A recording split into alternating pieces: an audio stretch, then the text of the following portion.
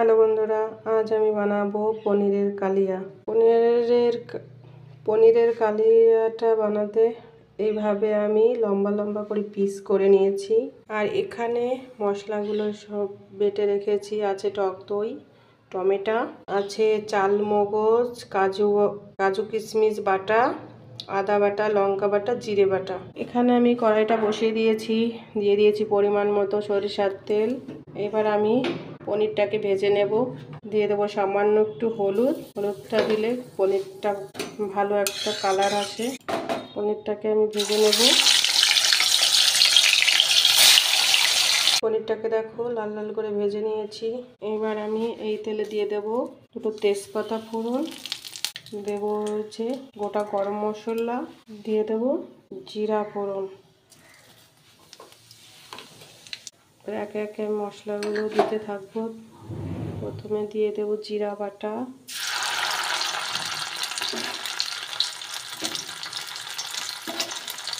দেবো আমি আদা বাটা,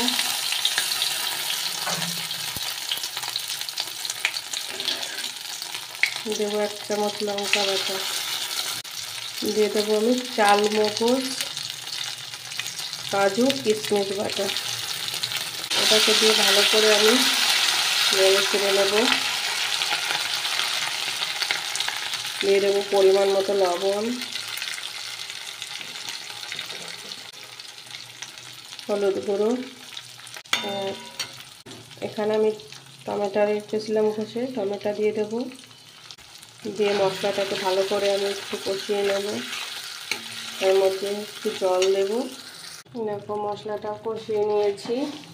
দিয়ে দেবো 1 চামচ চিনি পরিমাণ মতো। এটাকে দিয়ে ভালো করে আমি কষিয়ে নেব। মশলাটা কষানো হয়ে গেছে, দেখো তেল ছেড়ে দিয়েছে। ভেজে রাখা পনিরটা আমি দিয়ে দেব। ভেজে রাখা পনিরটা দিয়ে দিয়েছি। দিয়ে দেবো সামান্য একটু জল। জলটাকে দিয়ে কিছুক্ষণ জাল দিয়ে নেব। এবার আমি টক দইটা দিয়ে দেব, ফ্যাটানো টক দইটা। যেহেতু দই কালিয়া পনির, টক দইটা দিয়ে দেবো আমি। এটাকে দিয়ে ভালো করে মিশিয়ে নেব। আবার কিছুক্ষণ জাল দিয়ে নেব। দইটা দিয়ে কিছুক্ষণ জাল দিয়ে নিয়েছি, দেখো তেলটা ছেড়ে দিয়েছে। এবার নামানোর আগে দিয়ে দেবো আমি একটু ঘি। ভেজে রাখা গরম মশলার গুঁড়ো দিয়ে দেবো।